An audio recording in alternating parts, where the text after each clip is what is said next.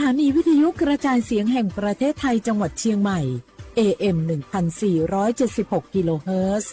สถานีวิทยุภาคภาษาชาติพันธุ์แห่งเดียวในประเทศไทยที่มีความทันสมัยเชื่อถือได้สร้างอัตลักษณ์กลุ่มชาติพันธุ์สู่สากล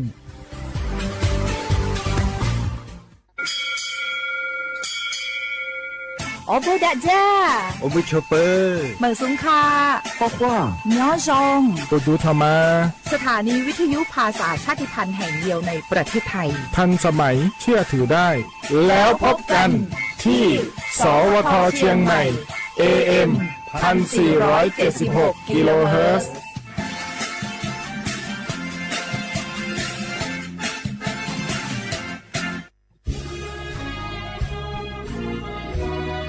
พระบารมีปกเกล้าเพื่อปวงชนชาวไทยจากพระราชกรณียกิจนานับประการที่พระบาทสมเด็จพระเจ้าอยู่หัวและพระบรมวงศานุวงศ์ทรงทุ่มเทพระวรกายทรงงานอย่างไม่เหน็ดเหนื่อยเพื่อประโยชน์สุขของประสบนิกรจากโครงการหลวงสู่การพัฒนาแหล่งน้ำส่งเสริมการศึกษาและด้านสาธารณสุขที่มุ่งเน้นการพึ่งพาตนเองและการพัฒนาอย่างยั่งยืนทุกย่างพระบาทคือการทรงงานทุกพระราชดำริคือพลังแห่งการพัฒนาเพราะประชาชนคือหัวใจของแผ่นดินร่วมเสริมสร้างความรักในสถาบันหลักของชาติโดยสำนักงานประชาสัมพันธ์ที่ 3 กรมประชาสัมพันธ์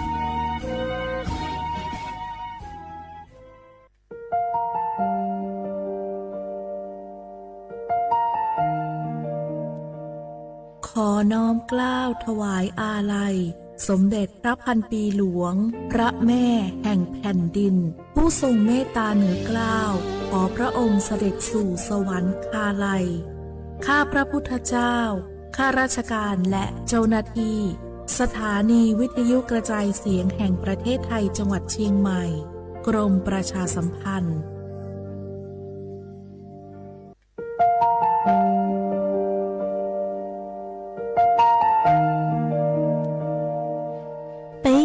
Trộn môn mua kỹ tàu xa cứ nạ văn giữa thái tàu thi chua tàu cho bấy suốt lâu trì lờ lúc suốt tàu xa lùn đờ bấy hãy nành môn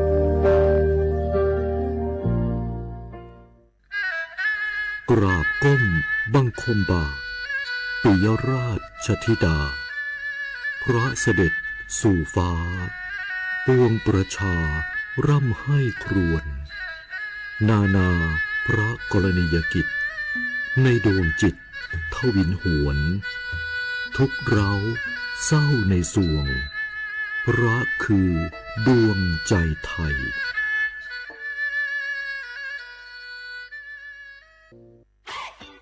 ปียังไงดีเจ้าแม่น้องกำลังเข้าสู่ช่วงสูงวัยและจะดูแลเปิ้ลยังไงดีเจ้าฮู้ก็ผู้สูงวัยเปิ้นไม่ได้เท่าเหมือนกันหมดเนอะกลุ่มติดสังคมเนี่ยว่าเปิ้นแก่แต่ใจวัยรุ่นต้องชวนกันออกกำลังกายทำกิจกรรมเวลาปะหมู่ปะฝูงมาใดเปิ้นก็ตึงคึกคักกันกูเตือโหอันนี้แม่น้องเลยนะวันออกไปขายเห็ดลมที่ตูดกาดแล้ววันนี้นะเปิ้ลก็มีนัดไปที่โรงเรียนผู้สูงอายุแหมซอบอกซอบใจขนาด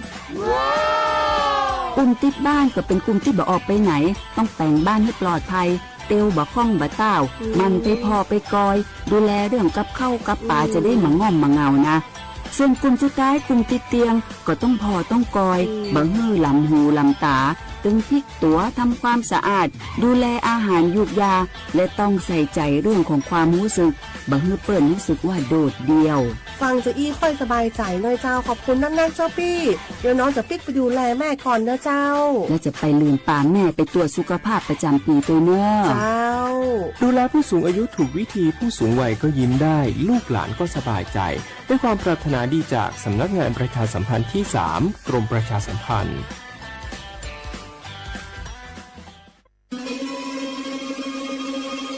ก้าวสำคัญมาถึงแล้วเจียงใหม่นค รหลวงของล้านนาสู่การเป็นมรดกโลกต่างวัฒนธรรมขององค์การยูเนสโกเมืองที่ยังมีชีวิตและมีประชาชนอาศัยอยู่ร่วมกันวันที่ 3-8 สิงหาคม 2569 นี้สภาการโบราณสถานระหว่างประเทศจะลงพื้นที่ตรวจความพร้อมจังหวัดเชียงใหม่ขอเชิญชวนภาครัฐเอกชนและพี่น้องชาวเชียงใหม่ทุกคนมาร่วมแรงร่วมใจพัฒนาปรับปรุงพื้นที่ทั้ง5ประตู4แจ่งตามแนวคูเมืองและ7วัดสำคัญวัดเจียงมั่นวัดพระสิงห์วัดเจดีย์หลวงวัดพระธาตุดอยสุเทพวัดสวนดอกวัด7ยอดและวัดอุโมงค์ช่วยกันดูแลให้สะอาดงดงามคงคุณค่าสถาปัตยกรรมดั้งเดิมเพื่อต้อนรับการตรวจครั้งสำคัญนี้ร่วมกัน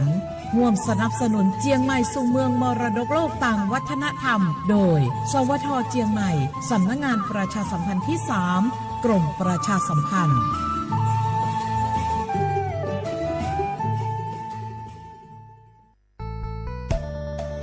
สถานีวิทยุกระจายเสียงแห่งประเทศไทยจังหวัดเชียงใหม่กรมประชาสัมพันธ์ประกาศรับสมัครบุคคลเป็นลูกจ้างเหมาบริการตำแหน่งพนักงานกระจายเสียงภาษาเมียนจำนวน1อัตราเพื่อเป็นตัวแทนนำข่าวสารร่วมพัฒนาคุณภาพชีวิตชาวเมียนและเผยแพร่วัฒนธรรมท้องถิ่นให้เป็นที่รู้จักผู้สนใจยื่นใบสมัครด้วยตนเองได้ที่งานธุรการสถานีวิทยุกระจายเสียงแห่งประเทศไทยจังหวัดเชียงใหม่ตำบลช้างคลานอำเภอเมืองจังหวัดเชียงใหม่ตั้งแต่บัดนี้เป็นต้นไปสอบถามข้อมูลเพิ่มเติมได้ที่ 053-276-068 ในวันและเวลาราชการมังลิวเอาเก่งเศร้าก็cho chạy thọ nhia ba thọ cho sự sinh đời kế khó mò lời do chạy có mò khó dụ kế cho sĩ sự thi bạch thòng do cho sự sinh cho có lũ kế đời cho chạy khó mò ủa chỉ do lòn đời có tù mò lò có mò chạy dụ tàu xài ý bó nhia lò bá có tù ninh mò ủa cho sự sinh dụ ôn đời kế lưu thọ cho chạy khó mò nhó hậu สำนักงานหลักประกันสุขภาพแห่งชาติสำนักงานสาธารณสุขจังหวัดสำนักงานหลักประกันสุขภาพแห่งชาติเขตอีจโกเปศูนย์คุ้มครองสิทธิบัตรทองใส่ด่วนอีเปเปศูนย์สปสชเขตเชียงใหม่ยอศูนย์จีเปอหยีจีเปจีจีเล่งตือสังเกงโฆษณาจวนเต่าสุต้องจัวสังชัวหูเต้เชอไทยเต่าลู่เสียงเจ้งใหม่คือยอขอเชอมัวเก๋เป้าจูเก๋ฉีฟางนอนรอเต่าชงเหงสัญญาณมงเต่าเกล้ท่องเปล่าหูลู่เสียงเจ้งใหม่ยอเล่งตือสังเกงนัวหลอนงตัวเต่าจวนเต่าสุต้องจัวสังชัวหูเต้เชอไทยเต่าลู่เสียงเจ้งใหม่จวนเต่าตุงเบอร์สุต้องศูนย์จื้อเป้อ้อช่างเจ้าศูนย์เจ้าหยี่หล่อชื่อศูนย์จั่วอ้อเปล่าเจ้าหยี่จื้อช่างจั่ว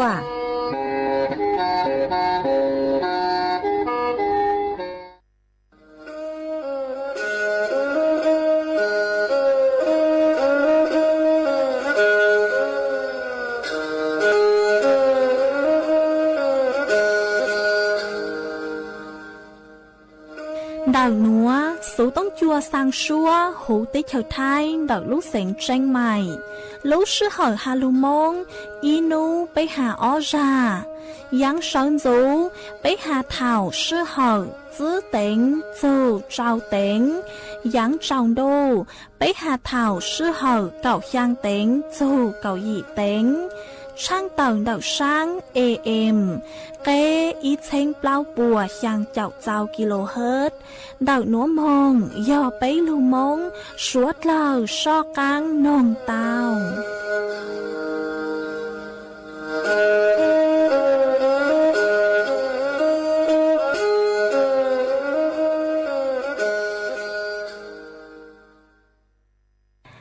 nhớ rong ý trọng nà giữ cứ tiên ninh trang suốt lâu man đậu núa cú bao nhà sảnh hàng rong sa trọc anh chọn đủ số tống chua hà lù mong đậu lúc sảnh tranh mày tuôn giữ ý trọng nà giữ cứ tiên ninh trang suốt lâu quan đánh núa chạy yuột thỏi ý trọng nà giữ cứ tiên ninh trang suốt lâu cứ mình càng lưu sái hang càng lưu nông nhớ số hữu page Facebook mà thọกดไม่ปังกดไลค์กดแชร์อีแหล่งอีแชร์ปู้จัวเพจสวท AM อีเชงเปล่าปัวช่างเจ้าเจ้ากิโลเฮิรตซ์มากูเอาเจ้าดาวจะไม่สวดเลยกูไม่ปังเชิงกลางสู่ต้องจัวฮัลโหลมงดอกลูกเสียงแจ้งใหม่อ๋อเอนูนัวเจกูหวังฮัจยาชาหตาไม่สวดเลยยูลุงทูกูย่ออัวพงยืดเถ่าปีมองจู่จัวเถ่าสาวมาอ้วนได้หนัวเจกูยดช่างเต่าจัวไม่สวดเลยเต่าเป้าหตานูนัวเจกูจัวเกาลูกชัวจัวไม่สวดเลยเต่าหนอเสืออ๋อยอหตาเล่งตือมั่วสูเจ๋งเจ้งกลางจือนัวลอไม่ดาวสู่ต้องมองสุนชาไม่วิยอหตากูชื่อย่อจวนดักสู่ต้องจัวเลยเจยัวจือมั่วเล่งตือลูใจไม่เลยสู่ต้องเจกูช่างเต่าจัวไม่สวดเลยเต่าเป้าเลยหนัวเอจวนจือหนัวเจไปสวดเลยมองกงกี้หล่อใจอ้วกี้จวนจือมองนี่ย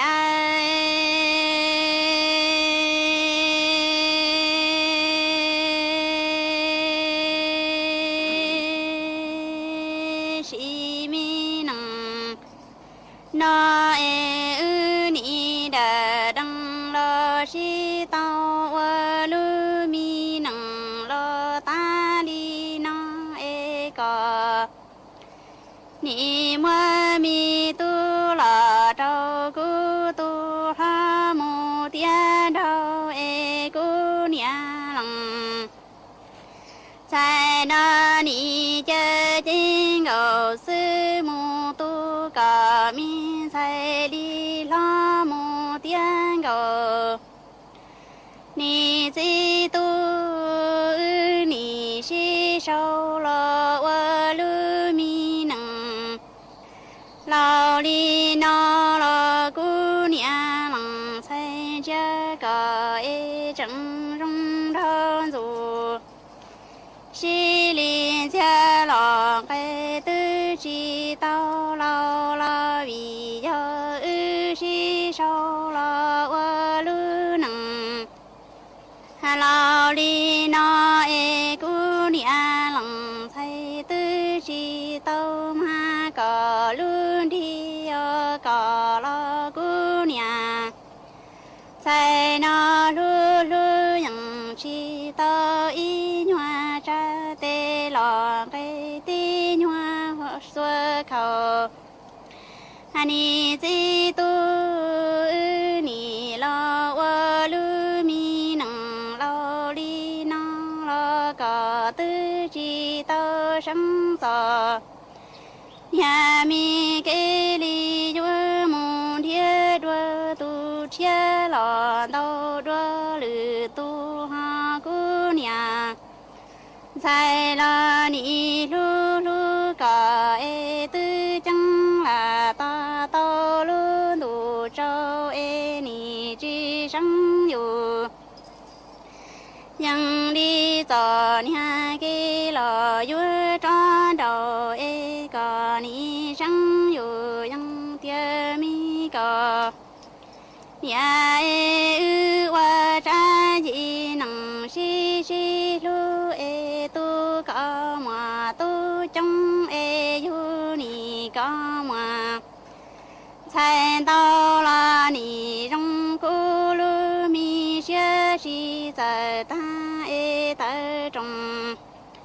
米西不了古这个正中高速总结多了中大理多的，土米轮到你最能不啊？你呀，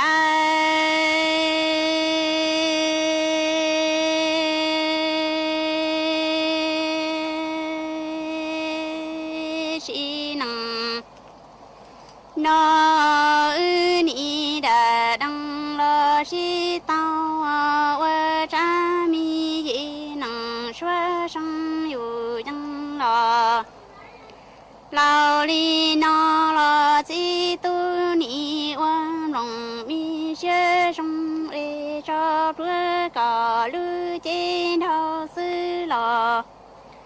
这个一郎路哎个娘郎在田里找不见哦，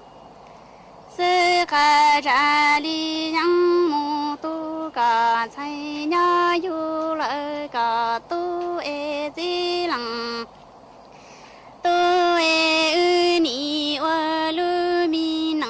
了大里能哎个都了。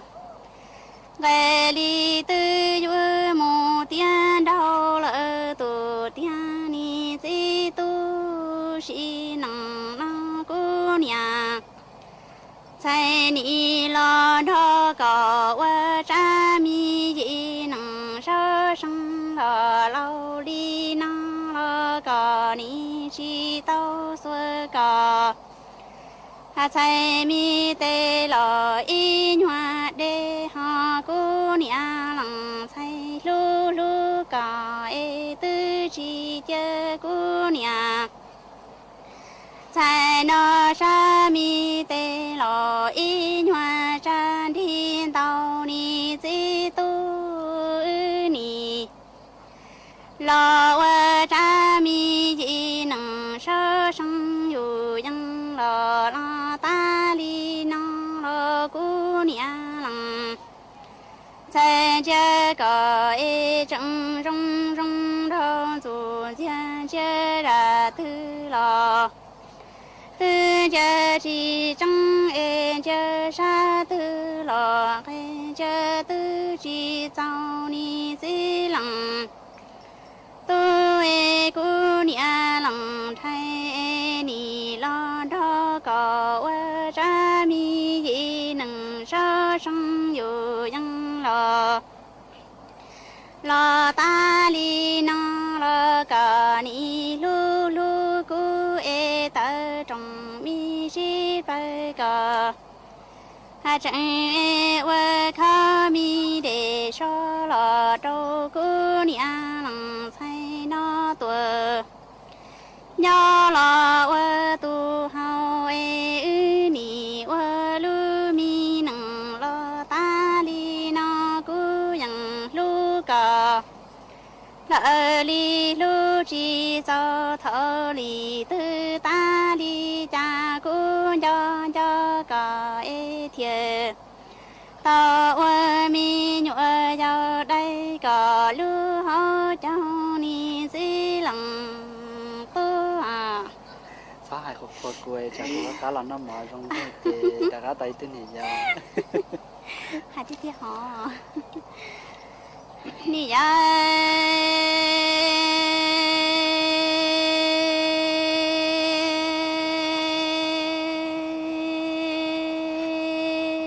si năng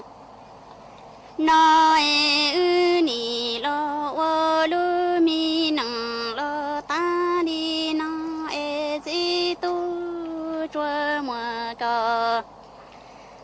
nhà ti thu e thia li lu cô nhà lăng say nó lò nhỏ chi giờ hai thua ni si tu si năng nó ư thia li mô tu mùa tu yu lỡ mùa hai hoa e cô nhà say ni trong xa chi giờ ta e ta trong mi si pla thia li câu la cò sa mi tê la trâu cô tua e cô nhà lăng say thia li chơi lu chén gầu li cho la trâu cò hà hoa ni si tu ni mô y chỉ là không là lăng la cả ni hay giờ mi cái chỉ là ha cô la ni chẳngอยู่ยังgiờ mi cái hoa ni chỉ lăng tôi chế tia mi nằng na ni chỉ ha cầu cái đê nhân hậu yan chơi si tu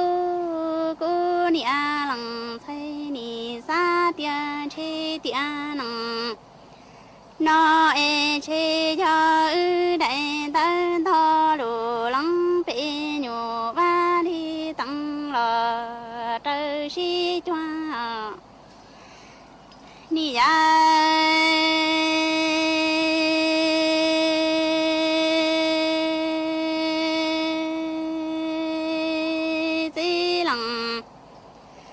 tu e cha ư ni si sao la wo lu mi nang lo lo đi nang lo ca ha chẳng lu lu cu mi nia lăng cai no chua bao tia ca ti tu thia ha li nhỏ chín du ni si tu si nang na cu nia lăng cai na thia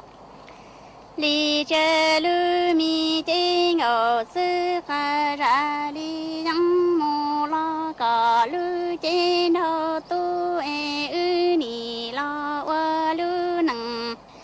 la ta li na e cu ni a lăng cai thia mu tu cai la nhớ yu tu la cho ư a lăng tu ni chi tu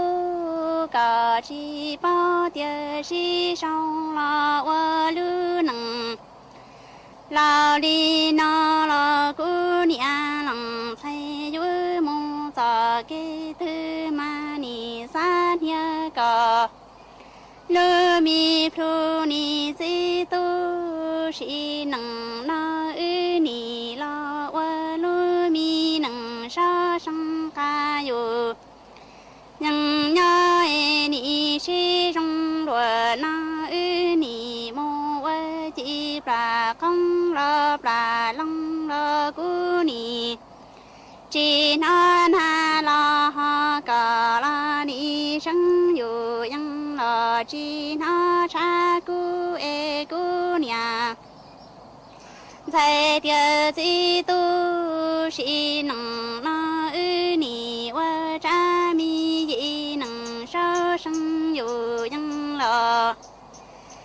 ha nya lao li na la ca yu mu sa ke tu la ca chẳng hay lo lu loa le si chi mu tuần cao cu cai tê chu e sa rò tia si nang na chi ha ca tia cu e đại mi tân cầu la tân thâu e tho lu lăng phi nhu va li tăng lò la to y nu chê ni hay rong xia lùaส่วนจื้อหนัวเจกุยมัวอีร่างลูกเป้าคือหาจูจอตัวเน่งคือเสียงเตาใจจอพยาธิใบไม้ตับจอลูถักจัวไปสวดเลอเตาเป้ามายอฮัตตาเล้งตือคือหยาโนเตของจื้อช้าของยองลอสุยอหยาโนจอนเจน้ำจืดคือมั่วจอเกรดสีแล้วเล่าเองหยาโนเท่าคือนึกจุสาหลอสุยอนึกเจงยองมาอยู่จุดเตาจิงฟังอ๋อจังเตอยู่เตาใจจอพยาธิใบไม้ตับกางจัวหูยูลุจีมายอดส่วนเตาองค์การอนามัยโลกเตาตะต้วนทัวตะฮาตาจอพยาธิใบไม้ตับหนัวนิยออีจอสารก่อมะเร็งกลุ่มที่อีคือมั่วเป็นสื่อคืออยู่ยอดจัวหูยูลุ่นจอจีเตาเน่งเก่าซูไปเจ้าโยงมั่วเป็นสื่อคือโยอวจัวเตาใจจอกังหม้อมะเร็งท่อน้ำดีมามั่วเป็นสื่อคือโยปวดซูชาเตาหนอมาจอไปเส่งคือมั่วน้องโยงเก่าจื้อชงยี่มงจอเศร้ามั่วเป็นสื่อคือโยมงท้อกีชวนจัวคัดกรองจอกัวเดาจอหนุจื้อเจ้าหน้าที่สาธารณสุขลอสุยออสมคือยอดส่วนเดาเรยอฮัตตันเดายูลุจีนือ ปัวมั่วจ่อเชื้อพยาธิใบไม้ตับย่อฮัตตาจื้อมั่วเจยจุเตาหลงเปากีน้องเต้ขงยงเต้นเดอห้าหยดจุเตามงชวนจั่วชัวลุชงอีชงอีราหัวยอฮัตตาเล่งถึนจื้อฮัตตามั่วจ่อเชื้อพยาธิใบไม้ตับย่อจูหูยูลุจีมาจ่อคือชั่วปัวหยัวมั่วจ่อชั่วลู่จัวอยู่หนอยอเล่งถือกือมั่วน้องยองเจ้าเจ้ายงยิ้มมองจ่อเศร้าเอ็นซื้อหาตามั่วจ่อพยาธิใบไม้ตับนัวยอดสูหูลุจีมาหยดจุเตามงอันราซาวมงช้าหาตาปัวมั่วมะเร่งท่อน้ำดียอดสวนดอกยูลุจีตักสุดเดอยอฮัตตาเล่งถือกุจสังกีจ่อพยาธิใบไม้ตับมามัวเป็นสื่อกือยกว่าเต้ายงหยี่เจ้าเลยหนัวอียอนนอจ่อคงจ่อเจ้าหมอกือนื้อสาซื้อย่อหยวจุเต้ามัวเต้คงกือนื้อจื้อหูยอดสวนดอกยูเต้วางเต้เจอ้วจัวก่อหูห้าเป้มาก็หยวจุเต้ามงช้าขอกี่เป้าจุนดอกจ่อหนัวห้าเบาเลยหนัวซื้อมัวเป็นสื่อกือยกว่าจัวยูลุจีนื้อจื้อเต้าใจจ่อพยาธิใบไม้ตับเหล่าเจนุนัวกูจะลุทางขาจัวเป้สวดเหล่าเตาเป้าเลยหนัวซื้อจวนจะหนัวเจเป้สวดเหล่าจอกกางมงกงกีหล่อใส่อัวกีเตา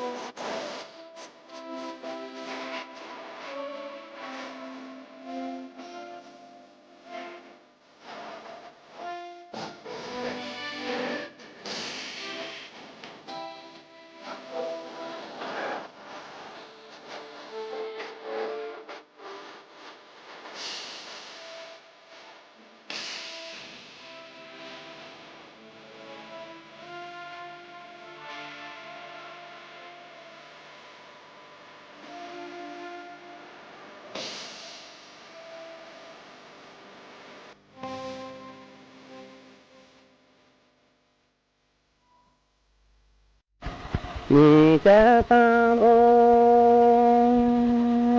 在我心个心我家就内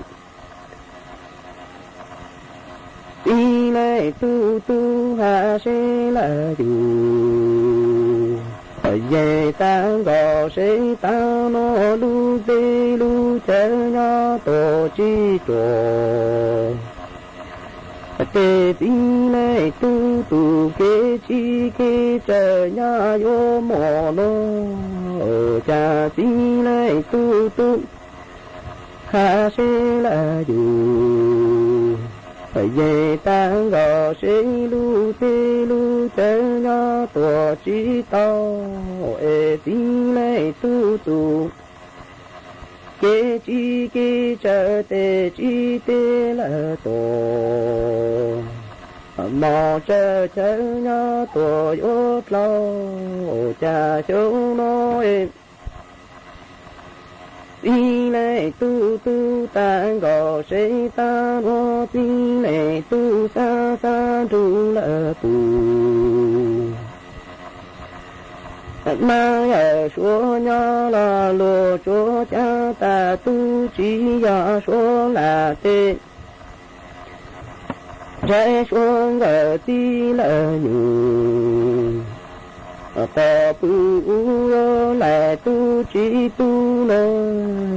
cha tí lại tu tu chỉ gặp nà ma có số lại thế cứ cho thế tí tê sa sa đủ là cụ mà giờ số nhỏ là tu ma giờ số nhỏ tổ tu chỉ lu lô cha số nô lô ni chúa cha ta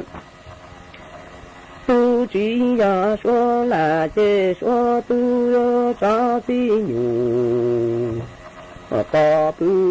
nhỏ lại tu chỉ giờ nô cha tí này tu sa sa tu là tu mà giờ số nhỏ là tu chỉ giờ tu mà giờ số này thế cứ cho thế thì thế tu mà giờ số yo lu tổ chỉ cờ lô cha tính này tu ni chỉ tê tổ chờ chờ yo mong dễ lu lần gò ra tiếng gò ra lên cổ tổ mong có na ít yo mong dễ lung gò tê tiếng gò tê tu yo cổ tổ mong có dễ tí này tu yo mong tu lu lần gò tiếng gò lu yo ta tổ có yo nó cha tí này tu là mô tô yu yu sa chi tu ta cha ya nu tu la chi yo tu ta na na mi cho yo ta tổ có rồi đi này tu lung gió chỉ hàm lâu sa lòng chữ sẽ là dù dạy ta ra nó chi tê tổ cha cha tê ô mò bù ta cú lê cư cư la lê ta tì nó là y vô cô tì này tu chê du du ta cha tê cả tổ trọng tu la lệ sa dê bố tỏ dư nhớ tỏ ca nô yo cổ tí lệ tu lòng xem lòng dư nhớ lại tổ có thô nơ cha tí lệ tu chi tê tổ cha chơi chạy yo dê lu gòn cha tê gòn cha yo cổ tổ mò có na yo dê lu gò tê tê gà tê tu yo gô tổ mò có dê tí này tu yo tu lu lăng gà tê gà lu ta yu chi ta dê chạy yo ta lỡ tổ mò có là gì này tu là mò tô yu yu sa chi tu ta cha ya nu tu la chi dạy tu ta na mi cho yo ta to có ra nơi cha tí này tu giàu chi ha sa sẽ có về ta châu nó chỉ tê tổ cha cha tê cú mò tu ta lệ cú lệ lệ chỉ lúc mà y ra cô y này tu trẻ du du ta ta tê tổ tròn mình tu la lệ sa dây tỏ dư nhá tổ ta ca tê tu lò sa cú là đòn mình rư tu lại tổ có là nơi cha tí lệ tu nì chỉ tê tổ cha cha mò tu là tu mà giờ số tê chỉ tu ta cha ya nu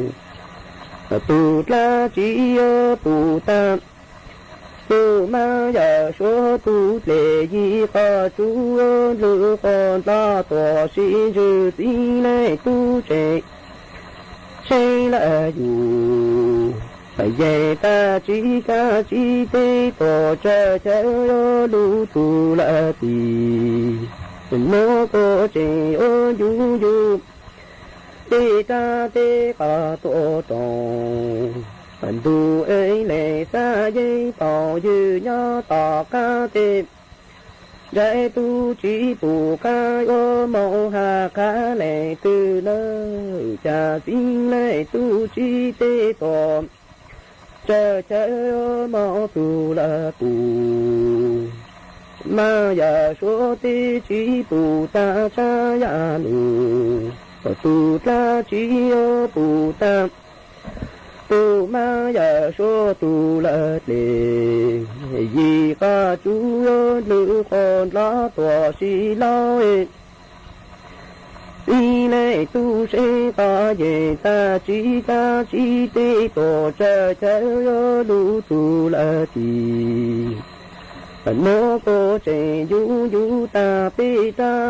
ta tổ tròn mình tu la lệ xa dây tỏ dư nhá tổ ta ca tê tu chỉ tu ca ô mẫu hà ca lệ tư bó tê mì cha chỉ là xây mô lu là xây quảng gạo tổ tu chỉ đôi đi lệ tu chỉ tê tổ cha cha ta ta cha ô mẫu tu la bù mà giờ số tiền sẽ yo mẫu nọ ca tổ na rong la tu mẫu ô lu nè sẽ dù có dê rong po ta tao nè li nhá tổ ta mẫu po rong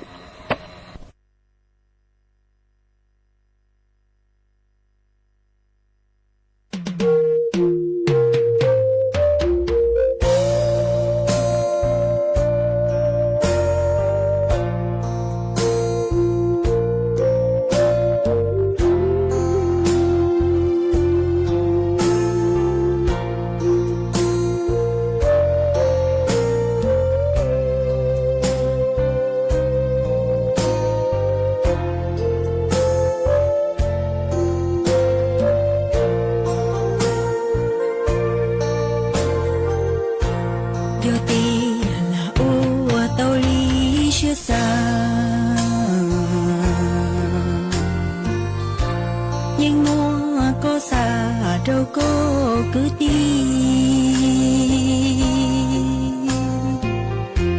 qua nắng đâu có che trao luôn đi có chỉ rong lý lúa lử tu chi yêu cô sẽ đưa lý lúa lử tu nhưng đâu có một chuyện gì có lỡ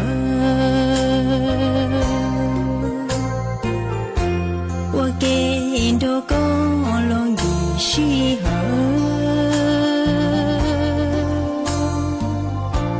说要故事贴着无能，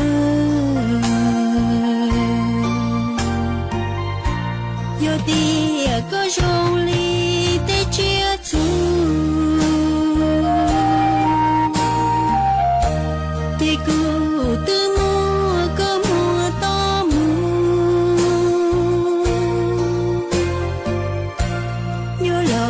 chỉ rong chỉ cha cung đu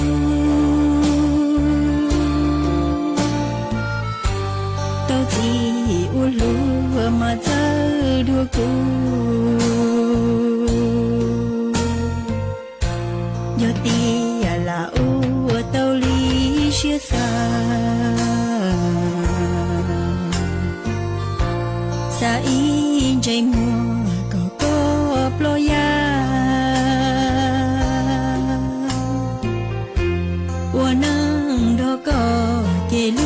chia cha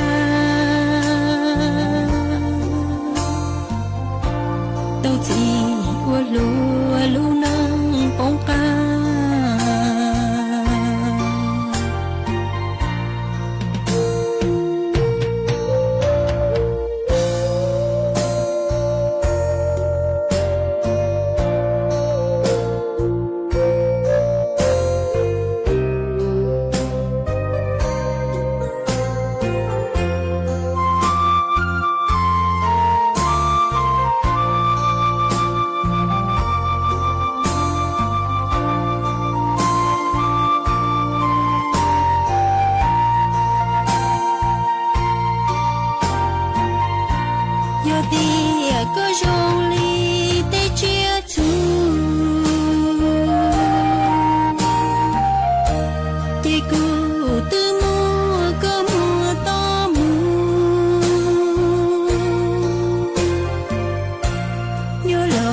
chỉ rong chỉ cha cung đu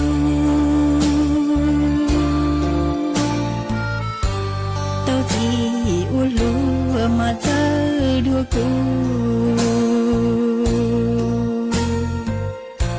nhớ tia là u tao lý chia xa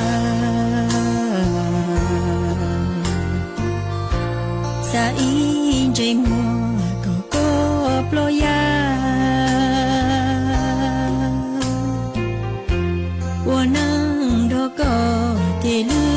chia cha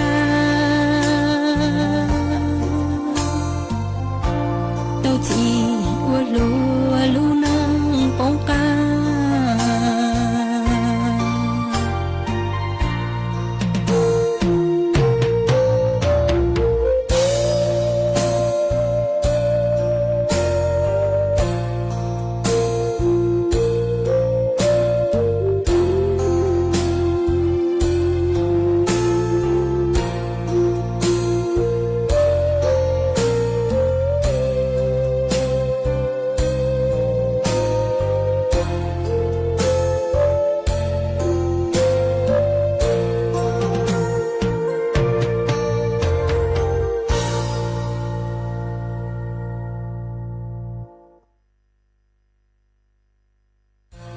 nhớ tia là u tao lý chia xa xa in trái mùa có plo ya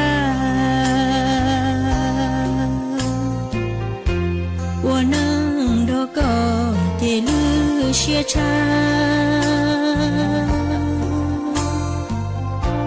tao chỉ u lu nang bóng ca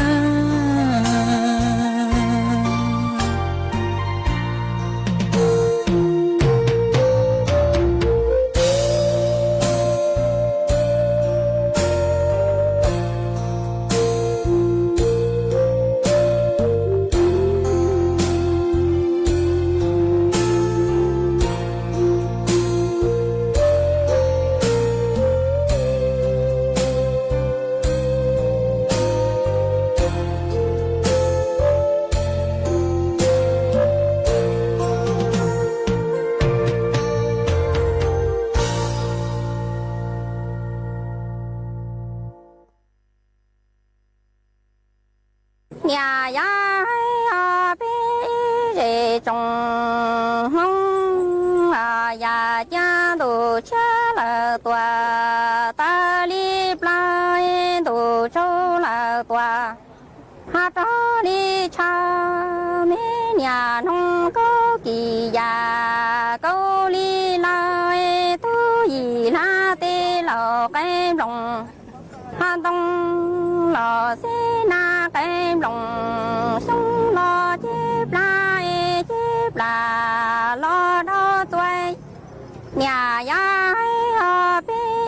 rể trồng mông ya cha ta tê trồng thu nó thà lúa đủ chi là tòa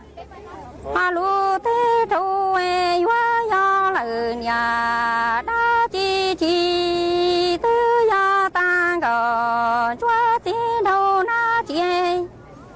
chỉ tao lúa tỏ mô là tòa tu liên cao lúa bê là tòa tu liên nhá chỉ tao tu gì na là tòa khi trong lâu chỉ tao ngồi ra chỉ là tòa khi trong cha đồ cha là tòa hai hóa ta xa đồ châu là tòa đó li nhá mẹ nhà nông có kỳ già xí li nhá tu gì ha tê lò cái lòng đông lò xí na cái lòng sông lò chép là lò đâu toa là ha toa hóa đâu lo là tê nhà xí năng ha nó tu dâu ba hóa lo nhó tu bà tu đá mò nhủ nhung ta li đi bà tăng bà hoa thơ ra ta là tê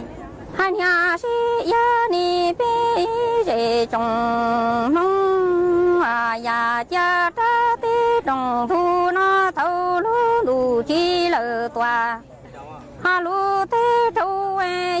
ya lờ nhà đã chi tư ya ta nhà gò chúa tí đâu na chỉ tao lúa tỏ mô là tòa tu li nhá lúa bê là tòa tu li cao chỉ tao tu gì là tòa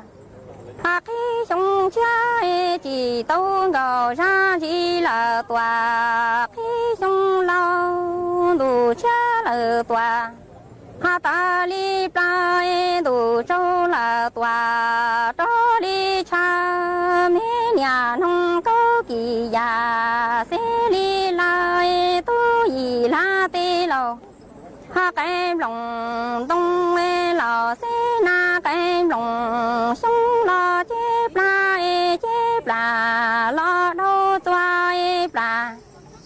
toa lò hóa đâu xế lằng nó tu dâu ba hóa lò nhó tu bà plu đá mò nhủ nhung ta li đi bà tăng bà hoa ta ra ta là tê nhà xí bò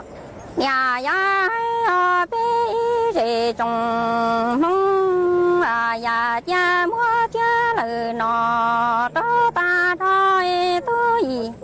ha tê lò na trong soi lò xế na là tòa na trong cha chi nhắn là tòa ta đã bông chi tao làng ya làng chi hóa mua tu gì xế gì sông xa là tòa lo sông ya cha mua cha lời nọ ha cho ta thôi tu gì la tê lò na trong soi lò xế na là tòa na trong cha chi nhắn là tòa ha cha đã tia chi tao làng nha làng chi hóa mua tu gì xế gì sông xa là trò la lâu nhà chi mua làng nha làng chi lú bò bư y bò là thùng chi tao đua xe lo làng nha làng ha ti hóa mua tu gì gì thế gì xong câu ta là tiền nhà sĩ nhà hoa vào ly nhân là tòa hà mô ta tỏ chi mua chia lời nọ cho ta thọ chi hoa con gò mong xe tê khủ hà quá ta ly tê bự nhô gó cụ ca hoa dây bỏ ni bê rê trồng mong à già cha mua chia lời nọ hà cho ta thôi mua nằng nha nằng ti lú bỏ bự y bỏ lờ chồng chi tơ đua lỡ nó nằng nha nằng hà chi hoa mua tu gì thế gì xong câu ta là tiền nhà sĩ ra hoa vào ly nhân là tòa mô ta đời chi hoa chia lời nọ cho ta thôi hoa con gò mong sẽ tê khủ qua ta đi tê bự hà nhô có cụ ca hoa dây cờ ni bê rì trồng mong à già cha mua chia lời nọ cho ta thôi tàu sẽ rủ ra mô qua lũ chế là trồng tàu hoa trồng tàu ca liệp lòng tàu mô là tòa hà đại tàu đà chi nhô sẽ ngoà nia là tòa y nô tư bê rề trong mi cứ tì hà mong đỏ tàu xoa những tòa chi xa là tòa la lo chi đỏ tàu xoa những tòa xa là tì hà nhà sẽ tòa sẽ bê bà tàu nọ tư lo tòa phá ni bê rề trồng mong à già cha mua cha lời nọ hà cho ta thôi tôi sẽ rủ cho mô qua chế là tòa sư xoa chế chơ là tòa sư xoa chay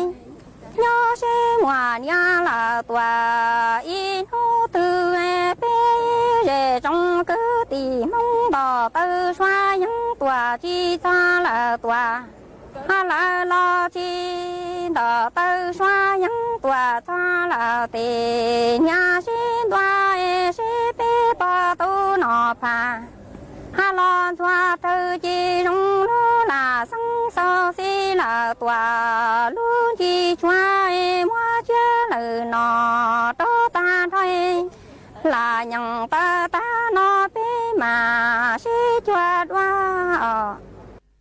ý trong nà giữ cứ tin nên chẳng suốt lờ lúc sư hơi yếu tăng lờ chị cũ ở trong đau cho mấy suốt lờ cứ mấy băng chân gàng sự tống chua hà lô mong đợi lúc sành tranh mày hà mấy cú lùn thu của nhỏ ủa phong dư thảo bí lù chua chua thảo sao lúc sư hơi yếu tăng lờ chị cú yếu sao sự tống chua chay cha lên núa lờ sư bây lên mảng giọt cáng lô xuân rứt lùa chua thảo lúc sư hơi chứ tính chu trao tính ha cậu香tính chu cậu dị tính nhỏ chùa chùa chùa nu em nu nua chỉ yếu sao số tông chùa chơi cha lên núa lợi xứ thọ chùa quạt mấy chùa chùa lên chùa tù chuẩn dư châu kín nó căng nhỏ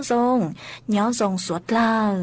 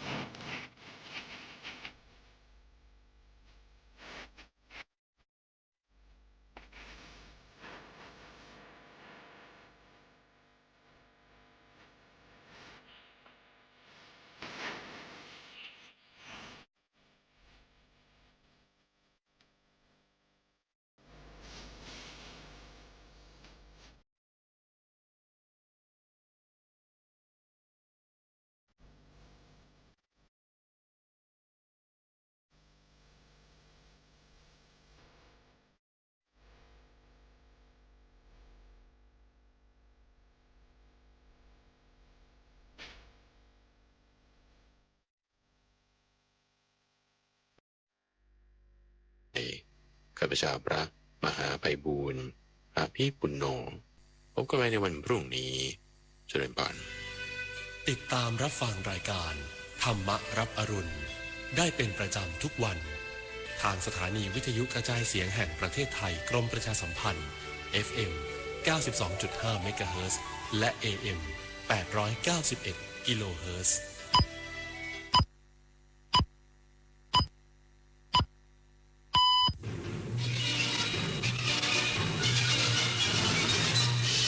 สถานีวิทยุกระจายเสียงแห่งประเทศไทยและเครือข่ายทั่วประเทศเสนอข่าวต้นชั่วโมงรู้เร็วรู้จริงเกาะติดทุกสถานการณ์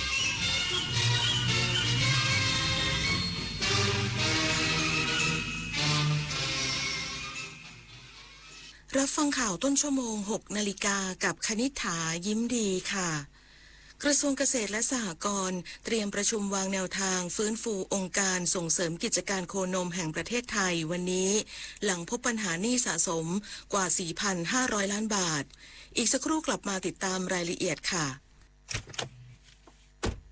จะใช้รถ EV เช้านี้แต่ลืมชาร์จไว้โอ้ยระหว่างทางจะมีจุดชาร์จไหมเนี่ยดูอีกแล้วโหลดแอป PA Vota สิแม่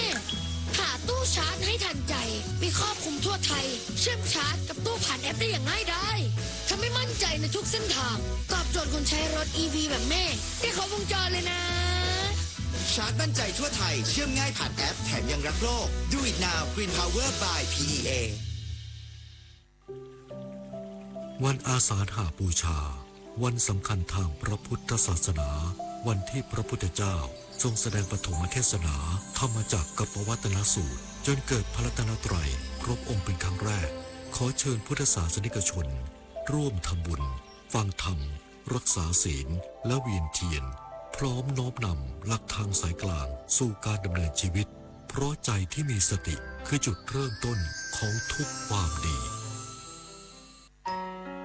บ้านที่แข็งแรงไม่ได้ขึ้นอยู่กับแค่ความสวยงามของหลังคาแต่ขึ้นอยู่กับรากฐานที่โอบอุ้มเราไว้